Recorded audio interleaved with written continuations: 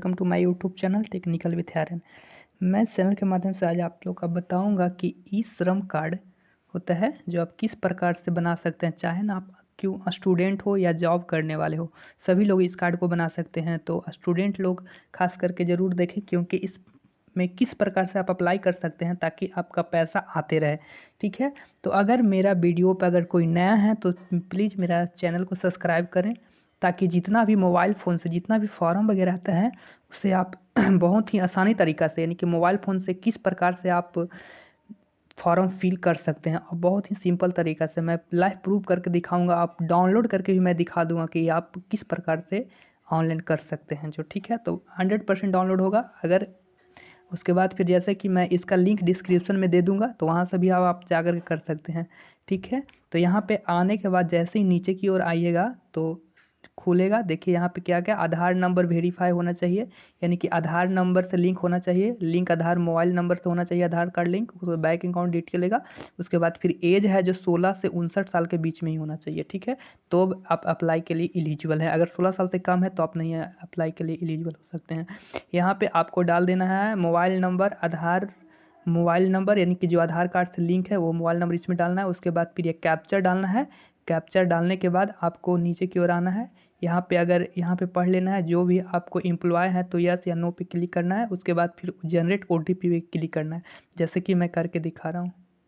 जैसे यहाँ जब जनरेट ओटीपी पे क्लिक कीजिएगा मोबाइल नंबर डालने के बाद, उसके बाद फिर यहाँ ओटीपी आपको डालना पड़ेगा। देखिए यहाँ सेकंड चल रहा है, इसका पहले ही आपको डालने के बाद सबमिट वाले ऑप्शन पे क्लिक करना है। ठीक है, यहाँ सेल्फ रजिस्ट्रेशन लिखा हुआ है, यहाँ पे ओटीपी पे सबमिट वाला क्लिक कर लेना है, जैसे कि मैं कर रहा हूँ। सबमिट करने के बाद यहाँ पे आपको ऊपर में आधार नंबर बोलेगा। आधार नंबर जैसे ही डालिएगा और क्लिक कीजिएगा, उसके बाद फिर यहाँ पे आपको लिंकेज आधार लिंक जिस लिंक रहेगा वहाँ पे आपको ओटीपी चल जाएगा। जिस मोबाइल आपका लिंक रहेगा आधार कार्ड में वहाँ ओटीपी जाएगा।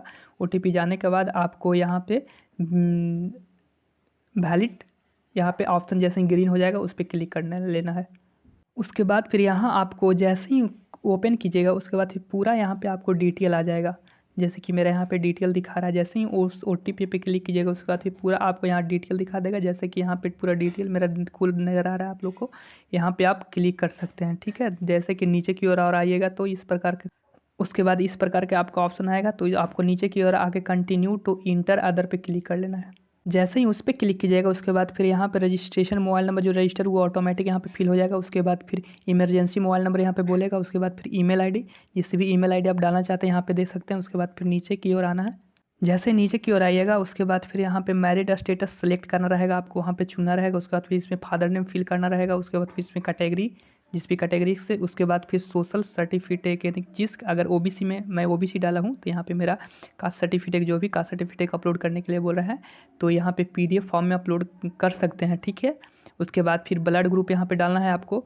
यहाँ पे एबिलिटी जो भी है, यहाँ पे फादर नेम यानी कि नॉमिनेट नेम। यहाँ पे क्या होगा ना कि आप जिस भी कैंडिडेट, यानी कि आपके फैमिली मेम्बर में जिनका भी अगर ई श्रम कार्ड बना हुआ है तो उनका आप इसमें नाम डाल सकते हैं। अगर किन्हीं का नहीं बना है तो कोई दिक्कत नहीं है, फादर नेम, उनका डेट ऑफ बर्थ वगैरह ये सब डाल करके आप नेक्स्ट पे क्लिक कर सकते हैं। ठीक है, कोई दिक्कत नहीं होगा।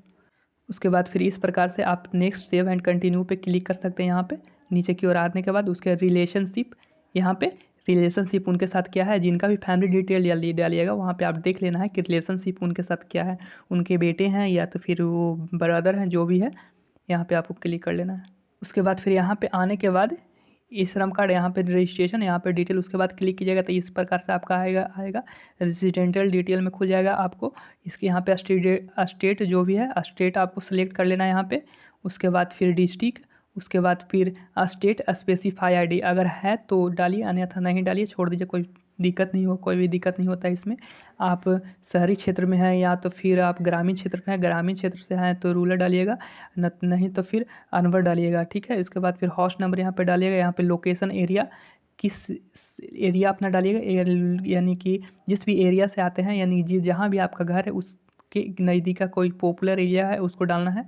उसके बाद फिर यहाँ पे स्टेट सेलेक्ट कर लेना है, जैसे कि यहाँ पे नज़र आ रहा है स्टेट, डिस्ट्रिक्ट, सब डिस्ट्रिक्ट, यानी कि सब डिस्ट्रिक्ट जो भी ब्लॉक वगैरह आता है उस साइड का सेलेक्ट कीजिएगा। उसके बाद फिर पिन कोड यहाँ पे डाल करके, पिन कोड डालने के बाद फिर ऑटोमेटिक यहाँ पे करेंट लोकेशन यहाँ पे सेलेक्ट कर लेना है। उसके बाद फिर सेव एंड कंटिन्यू पे क्लिक कर लेना है। ठीक है, जैसे ही सेव एंड कंटिन्यू पे क्लिक कीजिएगा तो आगे एक पेज खुलेगा।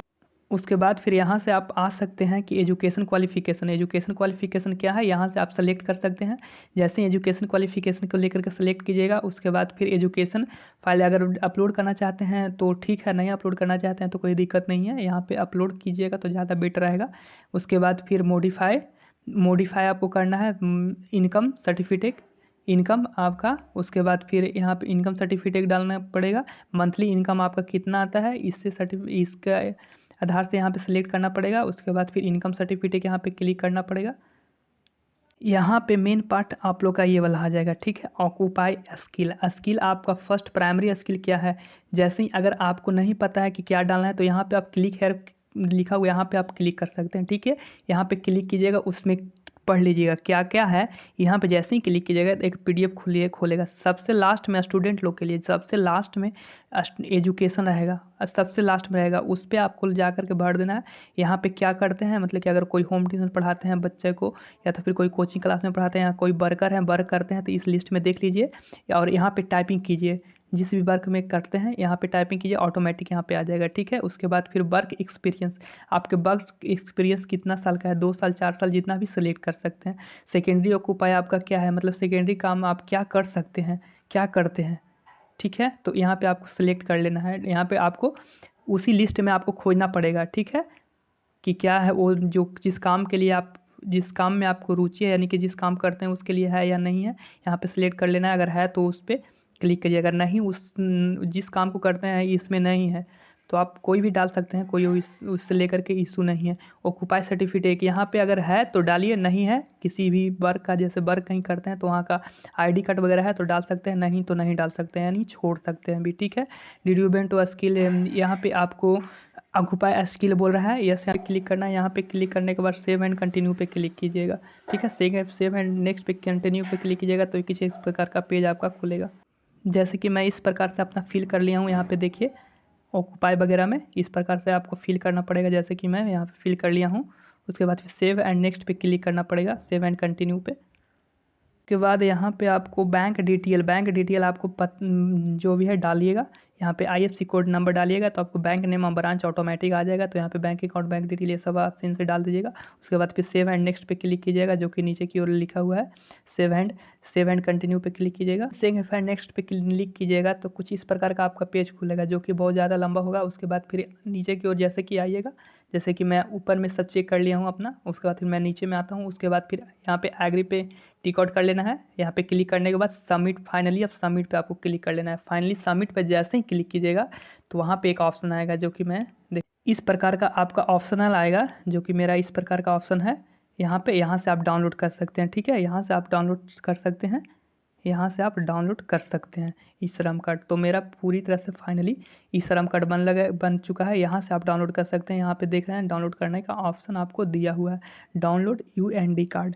ठीक है, तो इस प्रकार से आप डाउनलोड कर सकते हैं, बहुत ही सिंपल तरीका से एंड मोबाइल से भी बना सकते हैं। चलिए, बहुत बहुत धन्यवाद। मेरा चैनल को लाइक से सब्सक्राइब जरूर कीजिए।